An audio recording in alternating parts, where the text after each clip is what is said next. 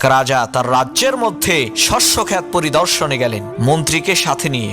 মানুষের সমান উঁচু উঁচু গম গাছ দেখে রাজা অবাক হয়ে গেলেন, কারণ এর আগে তিনি কখনো এত লম্বা গম গাছ দেখেননি। রাজার অবাক হওয়া দেখে মন্ত্রী বলে উঠল, রাজামশাই, এই গম গাছগুলো তো ছোটই, আমাদের এলাকায় হাতের সমান লম্বা লম্বা গম গাছ হয়। রাজামশাই মন্ত্রীর এই কথা শুনে একটা মুচকি হাসি দিলেন। মন্ত্রী হাসি দেখে বুঝতে পারলেন রাজা তার কথা বিশ্বাস করেন নাই। তাই মন্ত্রী তার এলাকায় চিঠি লিখলেন যে হাতের সমান লম্বা গম গাছ পাঠিয়ে দেওয়ার জন্য। কিন্তু মন্ত্রীর এলাকার লোকেরা জানালো যে এবারের সব গম কাটা হয়ে গেছে, সামনে বছর পাঠাবে। যে কথা সেই কাজ, তার পরের বছর গম গাছ নিয়ে মন্ত্রী রাজার সামনে হাজির।